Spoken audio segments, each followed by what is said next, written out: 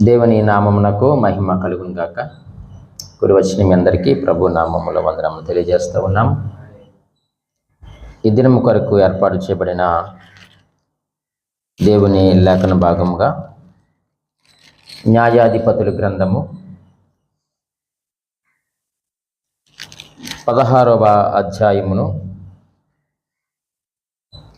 మనము ధ్యానం చేసుకుందాం. మంచిది ప్రియమైన దేవుని సంగమా, ఈ న్యాయాధిపతుల గ్రంథము 16వ అధ్యాయములో ఉన్న సారాంశము మనం అందరికీ కూడా తెలియను. సంసోను జీవిత పతనం ఆ అధ్యాయంలో మనం చాలా స్పష్టంగా చూడగలుగుతాం. అయితే ఈరోజు మన యొక్క వాక్యాంశం ఏమిటంటే, వెనుకకు జారిన విశ్వాసి. వెనుకకు జారిన విశ్వాసి. ఈరోజు మనమందరము కూడా విశ్వాసులమే. మనమందరము విశ్వాసులముగా పిలువబడుతూ ఉన్నాం. ప్రభువైన యేసుక్రీస్తునందు విశ్వాసం ఉంచుట ద్వారా, ఆయనను సొంత రక్షకునిగా అంగీకరించుట ద్వారా, ఆయన యొక్క రక్షణలో మనము కొనసాగుతుండగా, ఆయన యొక్క సంఘములో చేర్చబడిన మనమందరమును కూడా విశ్వాసులము అన్న సత్యాన్ని మనమందరము కూడా ఎరుగుదుము. అయితే ఈరోజు మనము విశ్వాసులుగానే కొనసాగుతున్నామా, లేకపోతే మనము వెనుకకు జారిన విశ్వాసులుగా మనము జీవిస్తున్నామా? ఒకవేళ మనము వెనుకకు జారితే అది చాలా ప్రమాదం. విశ్వాసములో నుంచి మనము తొలగిపోతే, యేసుక్రీస్తులో నుంచి మనము ఎడమైపోతే, అది మన యొక్క నాశనమునకు పునాదే. కాబట్టి ఈరోజు మనము ఆయన సొంత రక్షకునిగా అంగీకరించి ఆయన యందు విశ్వాసం ఉంచిన విశ్వాసులుగా మనము అదే విశ్వాసములో స్థిరులుగా మనము కొనసాగవలసిన వారిగా ఉన్నాం. ఎందుకు మనము అలాగే ఉండాలి అని అంటే, ఒక మాట మీకు జ్ఞాపకం చేస్తాను. పేతురు రాసిన మొదటి పత్రిక 5వ అధ్యాయము 8వ వచనములో ఇలాగూ రాయబడి ఉంది.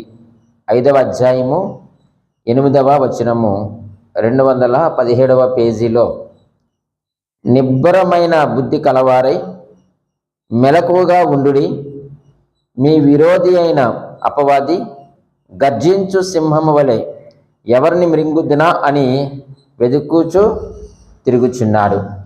ఈరోజు మనము విశ్వాసములో మనము స్థిరముగా ఉండకపోతే,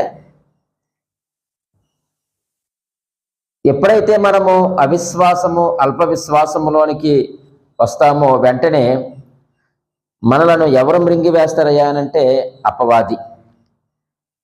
వాడి బారిన మనం పడితే మనకు నాశనమే కానీ మనకు జీవము లేదు. వాని యొక్క కబంధాస్తాల్లో మనం పడితే పాతాళములోనికి పోయేటువంటి ప్రమాదము ఉంది. కాబట్టి అపవాది వాడు దొంగ, అలాగే వాడు హత్యయు నాశనమును చేయువాడు, వాడు అబద్ధికుడు, అబద్ధమునకు జనకుడు అని వాని కొరకు అనేక విషయములు రాయబడ్డాయి. కాబట్టి ఈ యొక్క సంవత్సరాంతములో ఉన్నటువంటి మనము నిజమైన విశ్వాసులమైన ఆ యొక్క విశ్వాసములో మనము స్థిరులుగా ఉన్నామా, లేక వెనుకకు జారిన విశ్వాసులుగా మనం బ్రతుకుతున్నామేమో ఒకసారి మనమే పరిశీలన చేసుకోవలసిన అవసరం ఉంది. మనము దేవునిలో స్థిరముగా ఉంటే చాలా సంతోషం.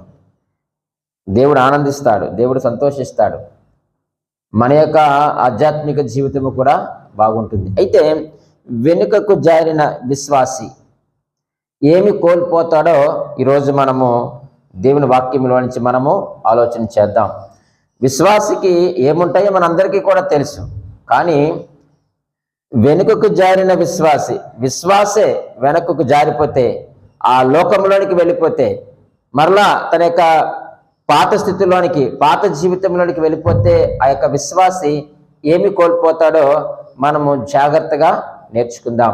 నేర్చుకొని ఒకవేళ మనము ఈ స్థితిలో ఉంటే, ఏ స్థితిలో, వెనుకకు జారిన విశ్వాస యొక్క స్థితిలో కనుక మనం ఉంటే, ఈరోజు మనల్ని మనము పరీక్షించుకొని పరిశీలన చేసుకొని తిరిగి మనము ఉజ్జీవింపబడదాం. ఆయన మనకు సహాయం చేసేటువంటి దేవుడు, ఆయన విడిచిపెట్టే దేవుడేమీ కాదు. ఒకవేళ మనము అనుకోనకుండగానో మనం వెనకకు జారిపోతే, ప్రభువా నన్ను క్షమించు నాయన, ఒక్క అవకాశం నాకు దయచేయని ప్రభు దగ్గర మన పశ్చాత్తాపడగలిగితే ఖచ్చితంగా ఆయన మనలను ప్రేమించేటువంటి దేవుడు. నీవే స్థితిలో ఉన్నా, ఎటువంటి పరిస్థితుల్లో ఉన్నా తన యొక్క దయగల హస్తాన్ని మనకు అందించి తిరిగి మరలా నీవు దేనినైతే కోల్పోయావో దాన్ని అనుగ్రహించేటువంటి దేవుడు మన దేవుడు. కాబట్టి రండి, ఈరోజు వెనుకకు జారిన విశ్వాసి ఏమి కోల్పోతాడో చాలా స్పష్టంగా దేవుని యొక్క వాక్యం ద్వారా మనం నేర్చుకొనబోతా ఉన్నాం. న్యాయాధిపతుల గ్రంథము 16వ అధ్యాయము 1వ వచనమును మనం చదువుతూ ఉన్నప్పుడు, తర్వాత సంసోను గాజాకు వెళ్ళి వేశ్యనొకతను చూచి ఆమె యొద్ద చేరెను అనేటువంటి మాటను మనం చూస్తున్నాం. చూడండి, వెనుకకు జారిన విశ్వాసి మొట్టమొదటిగా ఏమి కోల్పోతాడనంటే పరిశుద్ధతను కోల్పోతాడు. మన అందరికీ కూడా సంసోను యొక్క పుట్టుక మనకు తెలుసు. దేవుడు ఎలాగున సంసోను పుట్టించినాడో మనమందరము కూడా ఎరిగినటువంటి వారమే. అయితే ఎప్పుడైతే మనము వెనుకకు జారిన విశ్వాసిగా మనం ఉంటామో, మొట్టమొదటిగా మన యొక్క జీవితంలో మనం కోల్పోయేది ఏమిటంటే పరిశుద్ధత. మనము పరిశుద్ధులుగా మనం తీర్చబడ్డాం. ఎందుకు అనంటే ఆయన పరిశుద్ధుడు కాబట్టి మనమును కూడా పరిశుద్ధులుగా తీర్చబడ్డాం. ఆయన శిలువ రక్తము ద్వారా కడగబడి, ఆయన యందు మన విశ్వాసముంచుట ద్వారా, ఆయన అంగీకరించుట ద్వారా, మారు మనసు పొందుట ద్వారా మనము పరిశుద్ధపరచబడ్డాము, పవిత్రపరచబడ్డాము. ఇప్పుడు మనము పరిశుద్ధులము. ఎందుకు అనంటే ఆయన పరిశుద్ధుడు, మనమును కూడా పరిశుద్ధులమే. మరి పరిశుద్ధముగా జీవిస్తున్నటువంటి నీవు వెనకకు జారిపోతే మొట్టమొదటిగా ఏమి కోల్పోతావంటే దేవుని యొక్క పరిశుద్ధతను మనము కోల్పోతాం. పరిశుద్ధత లేకపోతే దేవుని మనము చూడలేము. పరిశుద్ధత లేకపోతే దేవుడు వంటి స్వభావము కలిగి మనము ఉండలేము. ఇక్కడ దేవుని వాక్యం తెలియజేస్తా ఉంది, జారత్వమునకు దూరముగా పారిపోమన్నాడు దేవుడు. దేవుని వాక్యం సెలవిస్తా ఉంది, నీ వ్యభిచారమునకు దూరముగా పారిపోమని చెప్తే ఈయన ఎక్కడికి వెళ్ళినట్టుండి, ఈయన వేశ్యనొకతను చూచి ఆమె యొద్ద చేరెను. ఈరోజు ప్రియమైన దేవుని సంగమా, ఎవరైతే వెనకకు జారిపోతున్నారో వారందరూ మొట్టమొదటిగా దేవుని యొక్క పరిశుద్ధతను కోల్పోయేటే ప్రమాదం ఉంది. నీవు దేవుని పరిశుద్ధతను కోల్పోతే, మనము దేవుని యొక్క పరిశుద్ధతను కోల్పోతే మనము ఆయనతో కలిసి సహవాసము చేయలేము, ఆయనతో కలిసి మనము ఉండలేము. మనకును దేవునికి ఎడమ పెరిగిపోయేటువంటి ప్రమాదం ఉంది. ఇక్కడ సంసోను కూడా ప్రియమైన దేవుని సంగమా, ఆయన ఏమి కోల్పోయాడు అనంటే తన యొక్క పరిశుద్ధ జీవితాన్ని కోల్పోయాడు. ఈ 24వ సంవత్సరాన్ని ముగించుకొని వెళుతున్నటువంటి మనము ఒకవేళ వెనుకకు జారిన విశ్వాసులమైతే దేవుని యొక్క పరిశుద్ధతను కోల్పోయిన వారుగా మనము మిగిలిపోతాం. ఒకవేళ అలా మిగిలిపోతే ప్రభు దగ్గర పశ్చాత్తాపడి అడిగితే తిరిగి ఆయన మనలను పునరుద్ధరించేటువంటి దేవుడు, తిరిగి తన యొక్క పరిశుద్ధతలోనికి నడిపించేటువంటి దేవుడు. అడుగు, ఆయన మనకు సహాయం చేసేటువంటి దేవుడు. రెండవదిగా మనం ఆలోచన చేస్తే వెనుకకు జారిన విశ్వాసి ఏమి కోల్పోతాడు అని మనం ఆలోచన చేస్తే, చూడండి 16వ అధ్యాయంలోనే 28వ వచనాన్ని మనము చదువుకుందాము. 28వ వచనము, న్యాయాధిపతుల గ్రంథము 16వ అధ్యాయము 28వ వచనములో ఇలాగూ రాయబడి ఉంది. అప్పుడు సంసోను, యెహోవా ప్రభువా దయచేసి నన్ను జ్ఞాపకము చేసుకొనుము, దేవా దయచేసి ఈసారి మాత్రమే నన్ను బలపరచుము, నా 2 కన్నుల నిమిత్తము ఫిలిష్తీయులను ఒక్కమారే దండించి పగ తీర్చుకొననిమ్మని యెహోవాకు మొర్రపెట్టి అనే మాట మనం చూస్తూ ఉన్నాం. ఈ మాట మనకి ఏమి నేర్పిస్తుందో చెప్పమంటారా? వెనుకకు జారిన విశ్వాసి రెండవదిగా ప్రార్థనా జీవితాన్ని కోల్పోతాడు. ఏం కోల్పోతాడు చెప్పండి? ప్రార్థనా జీవితాన్ని కోల్పోతాడు. ఆయన ఒక మంచి మాట అక్కడ మాట్లాడుతూ ఉన్నాడు. ఏమిటో చెప్పంటారు? ఈసారి మాత్రమే. ఈ మధ్యలో ఆయనకి ఏం లేదు, ప్రార్థన లేదు, ప్రార్థనా జీవితం లేదు. దానికి కారణం ఏమిటంటే ఎప్పుడైతే దేవుని యొక్క పరిశుద్ధతను మనం కోల్పోతామో వెంటనే ప్రార్థనా జీవితాన్ని కూడా మనము కోల్పోతాం. ఎప్పుడైతే పాపము ప్రవేశించిందో పాపము ప్రార్థన చేయకుండా ఆపేస్తుంది, పాపము ప్రార్థన చేయకుండా ఆపేస్తుంది. కాబట్టి ప్రియమైన దేవుని సంగమా, సంసోను జీవితంలో అది చివరి ప్రార్థన. ఇక మరలా ఆయన ప్రార్థన చేసేటువంటి అవకాశమునే దేవుడు ఆయనకి అనుగ్రహించలేదు, ప్రార్థన చేసే అవకాశం ఇవ్వలేదు. చివరి ప్రార్థన, ఈసారి మాత్రం నన్ను జ్ఞాపకం చేసుకోమంటున్నాడు. ప్రియమైన దేవుని సంగమా, ఈ మాటను మీకు జ్ఞాపకం చేయడానికి నేను ఇష్టపడుతూ ఉంటున్నాను. చూడండి, పాపము చేసినప్పుడు ప్రభు దగ్గరకు వచ్చి, ప్రభువా నేను పాపిని, పాపము చేశానంటే ఆయన పాపమును క్షమించేటువంటి దేవుడు. కానీ ఆ యొక్క పాపమునకు పర్యవస్థానాన్ని నీవు నేను అనుభవించక తప్పదు. నీవు పాపములో ఉండిపోతే, పాపములోనే మనము జీవిస్తే ప్రియమైన దేవుని సంగమా, ఆ పాపము వల్ల వచ్చే జీతం ఏదైతే ఉందో ఆ యొక్క మరణమును మనము అనుభవించక తప్పదు. ఈయన చివరి ప్రార్థన చేస్తున్నాడు. ఈరోజు ప్రియమైన దేవుని సంగమా, మనము ప్రార్థనా జీవితాన్ని కోల్పోయామేమో.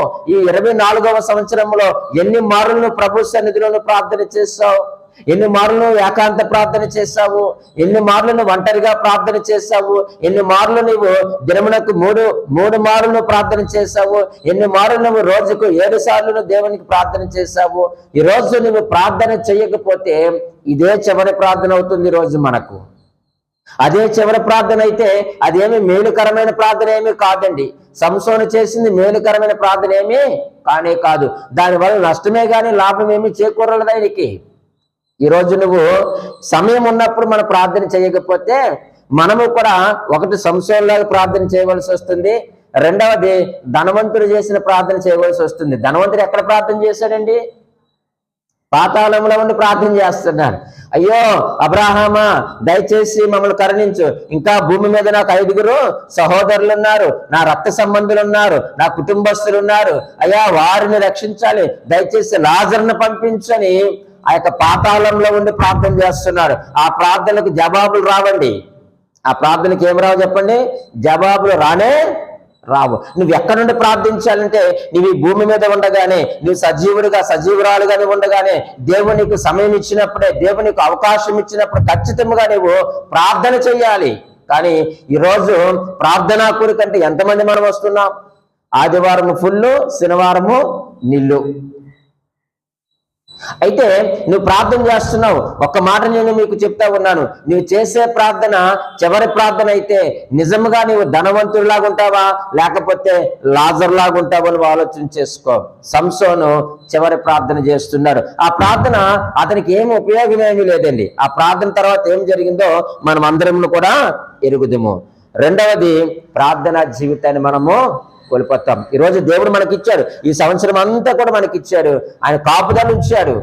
ఒకవేళ నీవు నేను ప్రార్థన చేయకపోతే వెనుకకు జారిన విశ్వాసులుగా మనము మిగిలిపోతాం. ఆ ప్రార్థన తర్వాత జరిగిన సందర్భాన్ని మీకు ముందు నేను జ్ఞాపకం చేస్తాను. ఆ ప్రార్థన వల్ల అతనికి నష్టమే కలిగింది కానీ ప్రయోజనం ఏమి కూడా కలగలేదు. మూడవదిగా మనం ఆలోచన చేస్తే వెనుకకు జారిన విశ్వాసి ఏమి కోల్పోతాడయ్యా అంటే 16వ అధ్యాయము 16వ వచనాన్ని చదువుకుందాం. అక్కడే ఆ 16వ అధ్యాయాన్ని మనం ధ్యానం చేస్తా ఉన్నాం. 16వ వచనంలో ఇలాగూ రాయబడి ఉంది, ఆమె అనుదినమును మాటల చేత అతని బాధించి తొందర పెట్టుచున్నందున అతడు ప్రాణము విసికి చావగోరెను అనేటువంటి మాటను మనం చూస్తున్నాం. ఈ మాట మనకి ఏం నేర్పిస్తుందో చెప్పమంటారా? వెనుకకు జారిన విశ్వాసి విశ్వాసమును కోల్పోతాడు, దేవుని మీద ఉన్నటువంటి విశ్వాసమును కోల్పోతాడు. ఎందుకు ఆ మాట మీకు జ్ఞాపకం చేస్తున్నాను? ఆ దెలీలా అడుగుతా ఉంది, నీ బలం ఎందులో ఉంది చెప్పు అన్నప్పుడు 3 మార్లు చెప్పాడు కానీ ఆమెను మోసం చేశాడు, తప్పుగానే చెప్పాడు. తన బలం ఎలా పోతుందో వాస్తవాన్ని చెప్పలేదు. కానీ ఆమె ఏమంటుందంటే 15వ వచనంలో అంటుంది చూడండి, ఏమంటుందంటే అప్పుడు ఆమె, నా యందు నీకు ఇష్టం లేనప్పుడు నేను నిన్ను ప్రేమించుచున్నాను, నీవెందుకు చెప్పుచున్నావు? అబ్బా, నా యందు నీకు ఇష్టం లేకపోతే నన్ను ప్రేమిస్తున్నాను ఎందుకు చెప్తున్నావు? నువ్వు నేనంటే నీకు ఇష్టమే కదా, నేను ప్రేమిస్తున్నావు కదా, ఇది వరకు నువ్వు ముమ్మారు నన్ను ఏం చేశావు, ఎగతాళి చేశావు, నీ గొప్ప బలం దేనిలో ఉందో నాకు తెలుపు అని ఆమెను అడిగినప్పుడు ఆమె అడుగుతా ఉంది, మాటి మాటికి తన యొక్క రహస్యాన్ని అడుగుతా ఉంది. ప్రియమైన దేవుని సంగమా చూడండి, ఆయన ఏమైపోడట, ఆ తొందర పెట్టుచున్నందున ప్రాణము విసిగి చావగోరెను. నీకెంత విశ్వాసం అంటే మనం 14వ అధ్యాయంలో మనం చూస్తూ ఉన్నప్పుడు ప్రియమైన వాళ్ళరా, ఆ 14వ అధ్యాయము 5వ వచనంలో తిమ్నాతునకు వెళ్తా ఉన్నప్పుడు, ఆ ద్రాక్ష తోటలోంచి వెళ్తా ఉన్నప్పుడు సింహం ఎదురుపడినప్పుడు ఆ సింహాన్ని ఏం చేశాడట, చీల్చి పారేశాడు. అటువంటి సింహాన్ని చీల్చి పారేసినటువంటి యోధుడు, విశ్వాస వీరుడు ఒక స్త్రీ వలలో చిక్కుకొని తన యొక్క విశ్వాసమును కోల్పోతున్నాడు. వ్యభిచారము చేసి వ్యభిచార స్త్రీతో, వేశ్యతో కూడి తన యొక్క విశ్వాసమును కోల్పోయాడు. ప్రియమైన దేవుని సంగమా, ఈ రోజు నువ్వు వెనుకకు జారిన విశ్వాసివైతే నీ విశ్వాసమును నువ్వు కోల్పోతావు. నువ్వెంత ప్రార్థన చేసినా అది వృధా అయిపోతుంది. విశ్వాసాన్ని కోల్పోతావు, దేవుని మీద నమ్మకాన్ని కోల్పోతావు. నువ్వు ఎప్పుడైతే విశ్వాసాన్ని కోల్పోతావో దేవుని యొక్క కార్యాలను కూడా కోల్పోతాం. దేవుని కార్యాలు కోల్పోవడమే కాదు, దేవుని యొక్క కృపకు దూరం అయిపోతాం, దేవుని యొక్క కనికరమునకు దూరం అయిపోతాం, దేవుని యొక్క సమాధానమునకు మనము దూరం అయిపోయేటువంటి ప్రమాదం ఉంది. మనము విశ్వాస భ్రష్టులమైపోతాం. ఆలోచన చేద్దాం. మనము కూడా సంసోని స్థానంలో మనం నిలబడదాం. ఒకవేళ నువ్వు అలాగే ఉంటే మనము ప్రమాదములో పడిన వారమే. ఈ సంవత్సరాంతమున మనల్ని మనం పరీక్షించుకోవడానికి దేవుడు ఎన్నో అవకాశాలు ఇస్తా ఉన్నాడు. మన లోపాలు ఎత్తి చూపించి మనం సరి చేసుకోమంటున్నాడు దేవుడు. సరి చేసుకో. నువ్వు ఒకవేళ నీ యొక్క విశ్వాస జీవితం నువ్వు కోల్పోతే నీవు కూడా ఏమంటావు తెలుసా, ఆత్మహత్య చేసుకుంటావు. అదే చేస్తా ఉన్నాడు. చావగోరెను, చిచ్చి ఇలాంటి బ్రతికి ఎందుకు వచ్చిందిరా, చేస్తే బాగున్ను అంటున్నాడు. అంటే ఎప్పుడైతే విశ్వాసమును కోల్పోయావో మనం ఏమైపోతుంది చెప్పండి, ఆత్మహత్య చేసుకోవాలని ప్రేరేపణ ఎవడిస్తాడు, అపవాదిగాడు ఇస్తాడు. వాడు గర్జించు సింహం వలె తిరుగుతున్నాడు, ఎవరిని మృంగుదనాన్ని చూస్తున్నాడు. వాడు అబద్ధికుడు, వంచకుడు, మోసగాడు, దుష్టుడు.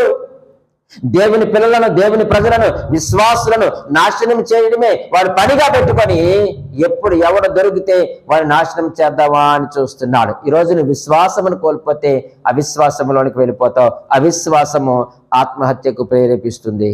సంసోను జీవితంలో అదే జరిగింది. కాబట్టి నువ్వు వెనుకకు జారిన విశ్వాసవా లేకపోతే దేవునిలో స్థిరముగా ఉన్న విశ్వాసవో ఆలోచన చేసుకో. 4వదిగా మనం ఆలోచన చేస్తే 16వ అధ్యాయము 20వ వచనములో ఇలాగున రాయబడి ఉంది. 20వ వచనము 20 ఇలా రాయబడింది. ఆమె సంసోను, ఫిలిష్తీయులు నీ మీద పడుచున్నారనగా అతడు నిద్ర మేలుకొని ఎప్పటి ఇట్లును నేను బయలుదేరి విరజిమ్ము కొందుననుకొనెను. అయితే యెహోవా తనను ఎడబాసెనని అతనికి తెలియలేదు. 4వదిగా వెనుకకు జారిన విశ్వాసం ఏమి కోల్పోతాడు చెప్పమంటారా, సహవాసమును కోల్పోతాడు. ఎవరితో సహవాసాన్ని కోల్పోతాడు, దేవునితో సహవాసాన్ని కోల్పోతాడు. చూసారా, పరిశుద్ధతను కోల్పోయాడు, ప్రార్థనా జీవితాన్ని కోల్పోయాడు, విశ్వాస జీవితాన్ని కోల్పోయాడు, చివరికి దేవుని యొక్క సహవాసమును కూడా కోల్పోతాడు. దేవుని యొక్క సహవాసాన్ని కోల్పోతాడు. తను ఏదైతే చెప్పకూడదో, ఏ మర్మానైతే చెప్పకూడదో ఆ యొక్క మర్మాన్ని బయలుపరిచి ఒక వేసే చెవిలో వేశాడు. ఆ వేసే వెళ్ళి శత్రువులకి చెప్పింది. వారు వచ్చి చేయవలసిన పని చేసి తన యొక్క తల వెంట్రుకలన్నీ కూడా ఏం చేశారు చెప్పండి, కత్తిరించి పారేశారు.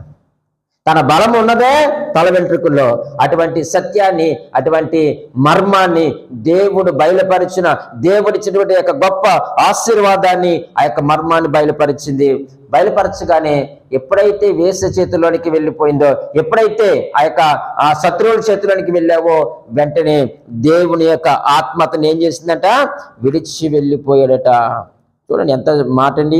అయితే యెహోవా తనను ఎడబాసెనని అతనికి తెలియలేదు. ఒక్క మాట మీకు ఇక్కడ జ్ఞాపకం చేస్తాను చూడండి. మనము ఆ యొక్క 19వ వచనం వరకు కూడా సంసోను ఎక్కడున్నాడు చెప్పండి, దెలీలా దగ్గరే ఉన్నాడు 19వ వచనం వరకు. అప్పటికి కూడా దేవుని ఆత్మ ఎవరి దగ్గర ఉంది, సంసోను దగ్గర ఉంది. సంసోను విడిచిపెట్టలేదండి. అంటే అవకాశం ఇచ్చింది, అవకాశం ఇచ్చాడు దేవుడు.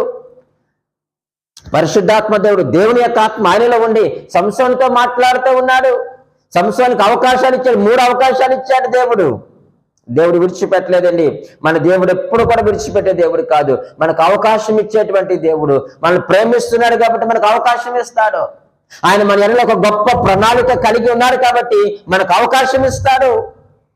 ఆ యొక్క అవకాశం మనం ఏం చేయాలి? సద్వినియోగం చేసుకోవాలి. సంసోను దేవుడిచ్చిన అవకాశాన్ని సద్వినియోగం చేసుకోలేదు. దేవుడు 2024 సంవత్సరాన్ని మనకు ఇచ్చాడు. మరి నువ్వు సద్వినియోగం చేసుకున్నావా? దేవుని కొరకు ఎన్ని గంటలు దేవుని కొరకు మనం పనిచేసి, మరి దేవుడు ఈ 12 నెలలు మనకిచ్చి ప్రతి నెలలో ఒక అవకాశం మనకి ఇచ్చుంటాడా? ఏదో ఒక విధంగా మనం ప్రేమించి మన తప్పును క్షమించి ఏదో ఒక అవకాశం, నెలలో ఒక అవకాశం ఇస్తే 12 అవకాశాలు మనకి ఇచ్చినట్టు దేవుడు. మనం సద్వినియోగం చేసుకున్నామా? నీవిచ్చిన బలం, ఆయన ఇచ్చిన చూపు, ఆయన ఇచ్చినటువంటి ఆహారం, ఆయన ఇచ్చిన వస్త్రాలు, ఆయన ఇచ్చిన జీవం, ఆయన ఇచ్చిన నూతనమైన దినము, ఆయుష్, మనం నిలిచి ఉన్న ఈ నీడ సమస్తము ఆయనే కదా. మరి దేవుడిని అవకాశాలు ఇచ్చినప్పుడు సద్వినియోగం చేసుకోకపోతే దేవునితో మనకున్న సహవాసాన్ని మనము కోల్పోతాం. అంతవరకు దేవుడు తోడుగా ఉన్నాడండి. సంసోను విడిచిపెట్టలేదు. ఆయనతో ఉండి ఆయనకు అవకాశాలు ఇచ్చాడు. కానీ అవకాశాలను సద్వినియోగము చేసుకోలేదు. కాళ్ళ దాకా వచ్చిందాన్ని ఏం చేశాడు చెప్పండి? నోటి దాకా వచ్చిందాన్ని ఏం చేశాడు? కాళ్ళతో తన్నుకున్నాడు. అలా ఉండడం వలన దేవుని యొక్క సహవాసాన్ని ఆయన కోల్పోయాడు. ఆలోచన చేయండి ఒకసారి. దేవుడు మనల్ని ఎంతగా ప్రేమించాడండి. మనం ఉదయమే న్యూస్ ఛానల్ చూస్తూ ఉన్నప్పుడు, ఆ పేపర్స్ చూస్తూ ఉన్నప్పుడు ఎన్ని మరణాలండి, ఎన్ని మరణాలు. కాబట్టి దేవుడు మనకి ఇచ్చినటువంటి ఆ యొక్క అవకాశమును మనం సద్వినియోగం చేసుకుంటే దేవునితో మనము సహవాసం కలిగి ఉంటాం.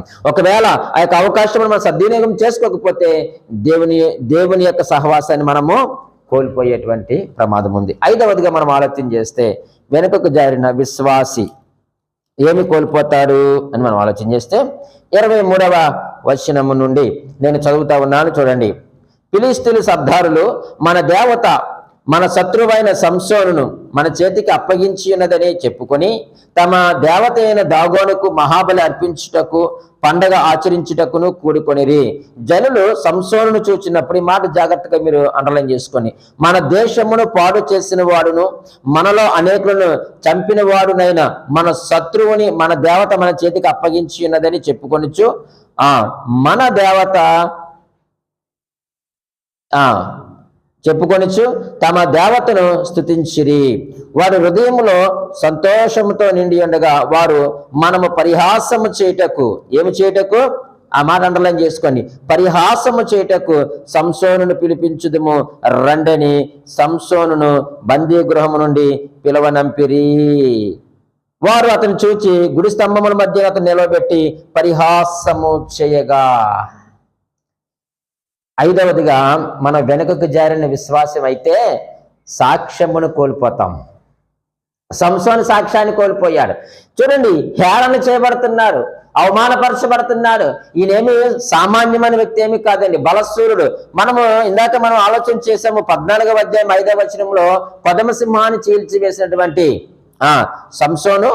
ఆ 15వ అధ్యాయంలో మనం వస్తా ఉన్నప్పుడు ఆయన ఫిలిష్తీయులను ఎదుర్కొని వారి దగ్గరకు వచ్చినప్పుడు, ప్రియమైన వారులారా, 15వ అధ్యాయం 14వ వచనంలో ఎప్పుడో ఒక గాడిద చచ్చిపోయింది ఆ స్థలంలో, దారిలో.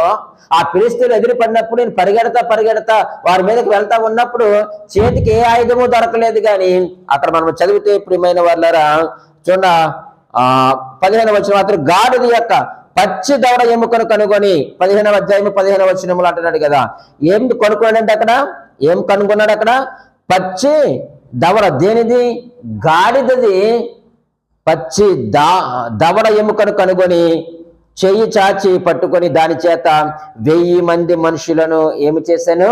చంపెను. ఒక ఎండిపోయినటువంటి ఎముక తీసుకొని, గాడిద దవడ, ఆ యొక్క పచ్చి దవడ ఎముకను తీసుకొని 1000 మందిని చంపినటువంటి యొక్క బాహుబలి, ఈ బాహుబలము కలిగిన వాడు, సింహమును చీల్చివేసిన వాడు, ఈ రోజు ఏమైందంటే అన్య దేవతల గుడిలో అన్యుల మధ్య ఏమి చేయబడుతున్నాడు?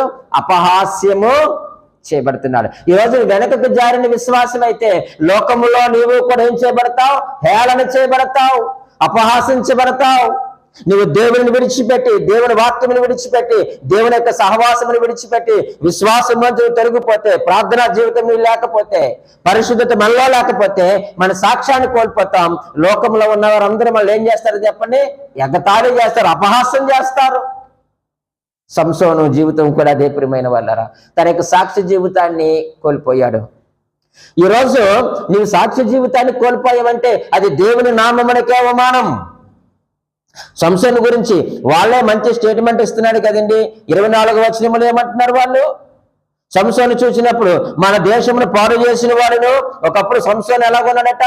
వారి యొక్క దేశమును పాడు చేసిన వాడు. మనందరికీ కూడా తెలుసు ప్రియమైన 15వ అధ్యాయంలో చూస్తే ఆ యొక్క ఫిలిష్తీయుల తోటలోనికి 300 నక్కలు పట్టుకొని తోక ముడిపెట్టి మధ్యలో దివిటీలు పెట్టి ఆ గోధుమ చేనులోకి విడిచిపోయినటువంటి వ్యక్తి, సింహాన్ని చంపినటువంటి వ్యక్తి, ఫిలిష్తీయులను ఒక పచ్చి గాడిద దవడ ఎముకతో 1000 మందిని చంపినటువంటి వ్యక్తి ఈరోజు ఆ యొక్క దాగోను దేవత గుడిలో బందీగా ఉన్నాడు. ఉండడమే కాదు ప్రియమైన వాళ్ళరా, తన యొక్క 2 కళ్ళు కూడా పీకివేయబడ్డాయి బ్రతికుండగానే. ఆ యొక్క చూడండి, మంచి సాక్ష్యమే, కానీ సాక్ష్యాన్నైనా పోగొట్టు. మన దేశమును పాడు చేసిన వాడును, మనలో అనేకులను చంపిన వాడునైనా మన శత్రువుని మన దేవత మన చేతికి అప్పగించింది. నీవు దేవుని చేత ఏర్పాటు చేయబడిన వాడివి కదా, దేవుడిని ప్రత్యేకించుకున్నాడు కదా, దేవుడిని కలగజేసిన వాడు కదా, దేవుడిని ఏర్పాటు చేసుకున్నాడు కదా, ఆయన ప్రణాళికలను ఉన్నావు కదా, నువ్వు దేవుని కుమారుడివి కదా, ఆయన కొరకు పుట్టినవాడివి కదా. కానీ ఈరోజు అన్య దేవతల గుడిలో నువ్వు ఉన్నావు. అన్యుల చేత నువ్వు ఏం చేయబడుతున్నావు?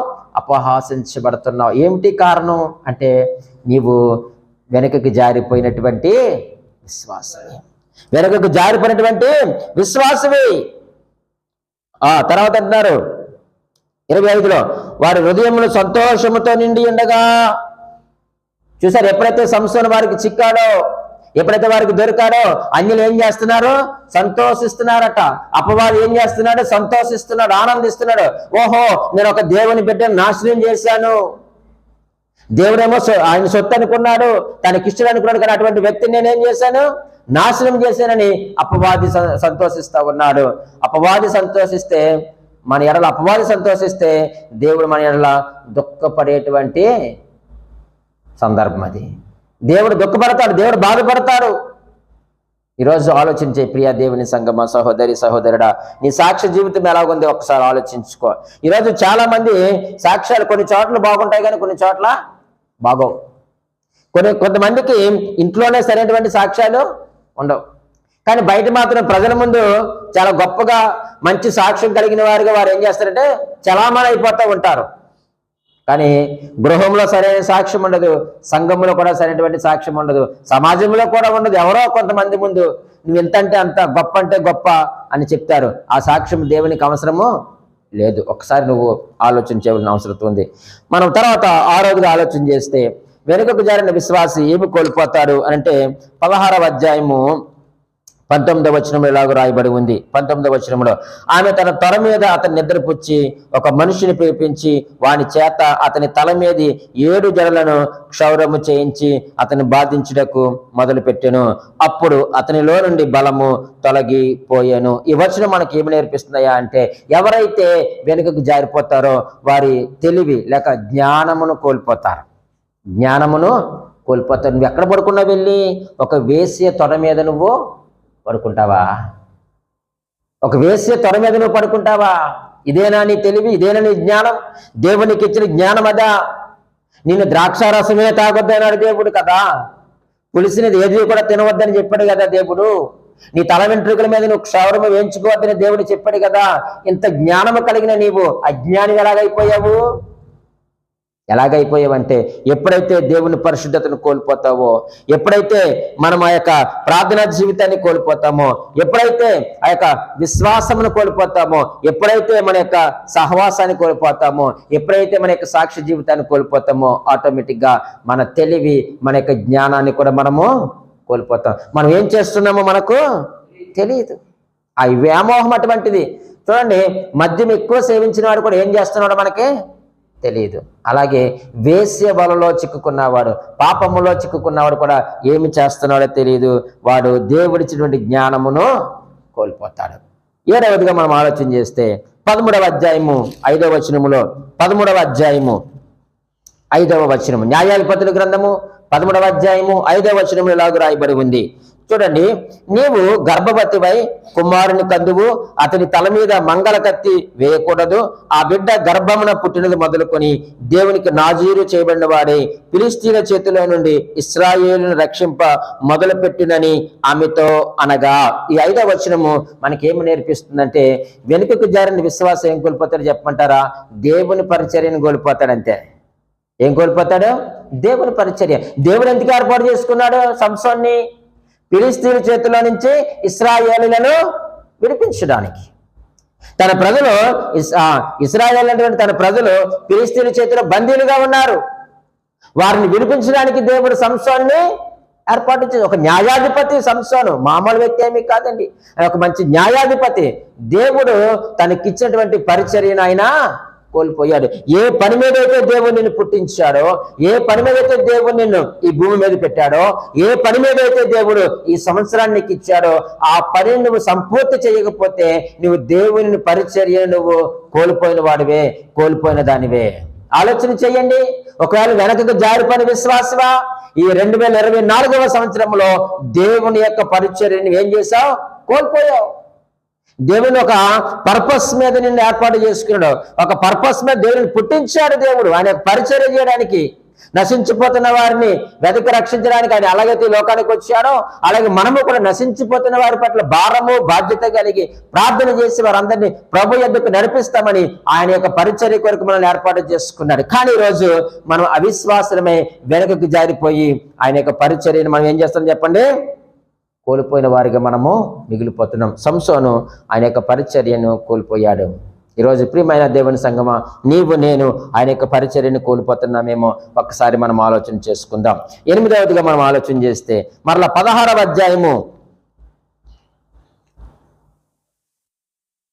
16వ అధ్యాయము చివరిగా మనం ఆలోచన చేస్తే 30-31 వచనాల్లో ఇలాగూ రాయబడి ఉంది. నేనును ఫిలిష్తీయులను చనిపోదుము గాక అని చెప్పి బలముతో వంగినప్పుడు గుడి ఆ సర్దారుల మీదను దానిలోనున్న జనులందరి మీదను పడెను. మరణకాలమును అతడు చంపిన వారి శవముల లెక్క జీవిత కాలం ముందు అతడు చంపిన వారి లెక్క కంటే ఎక్కువయ్యెను. అప్పుడు అతని స్వదేశ జనులను అతని తండ్రి ఇంటి వారందరూ కూడి అతన్ని మోసుకొని వచ్చి జొర్యాకును ఎష్టాయేలుకును మధ్యనున్న అతని తండ్రి అయిన మానోహ సమాధిలో అతన్ని పాతిపెట్టిరి. చివరికి వెనుకకు జారిన విశ్వాసి తన ప్రాణమునే కోల్పోతాడు. సంసోను ఏం చేశాడండి? తన ప్రాణాన్ని కోల్పోలేదా? ఇదేమైనా సహజ మరణమండి? ఇదేమైనా సహజ మరణమా? కాదు, సహజంగా మరణించలేదైనా. ఇది ఆత్మహత్య. ఒక మాటలో చెప్పాలి అని అంటే, ఆ యొక్క గుడి 2 స్తంభాలు ఏవైతే ఉన్నాయో వాటి మధ్య ఆయన కట్టేశారు. ప్రార్థన చేశారు కదా ఇందాక, ప్రభువా ఈసారి మాత్రమే ఒక అవకాశం మీద నన్ను జ్ఞాపకం చేసుకో అని చివరి ప్రార్థన చేశాడు కదా. ఆ చివరి ప్రార్థన ప్రతిఫలమే చావు. నేనును ఫిలిష్తీయులను చనిపోదుము గాక అని చెప్పి బలముతో వంగినప్పుడు గుడి ఏమైందట?